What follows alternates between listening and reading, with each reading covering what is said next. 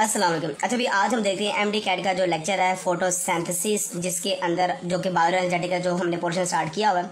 तो सबसे पहले हम फोटोसिंथेसिस और उसके रेलेवेंट जितने भी टॉपिक है उसको आज हम क्लियर करेंगे। फोटोसिंथेसिस को बेटा हमने endergonic anabolic reaction, biological process या रिडॉक्स प्रोसेस का नाम दे सकते हैं।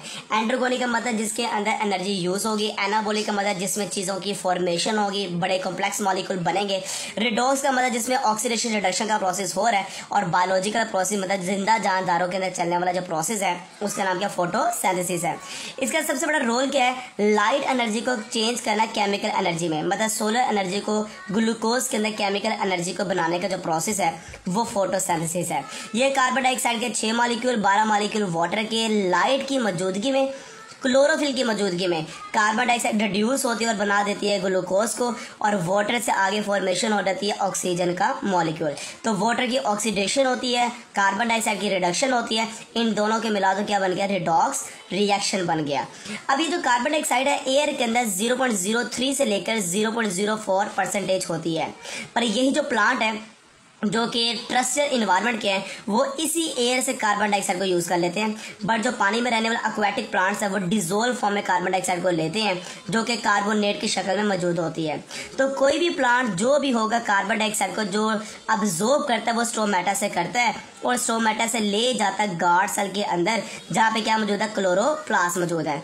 वहाँ पे यही कार्बन डाइऑक्साइड पानी के साथ मिलती है, कार्बोनिक एसिड बन जाती है, और जब कार्बन डाइऑक्साइड की जरूरत होती है यही कार्बोनिक एसिड दोबारा ब्रेक होती है और कार्बन डाइऑक्साइड की फॉर्मेशन कर देती है। तो इस तरह फॉर्मेशन और डीकंपोजिशन का जो प्रोसेस है वो चलता रहता है। जो वाटर है, वाटर अगर देखा जाए फोटोसिंथेसिस का रॉ मटेरियल है।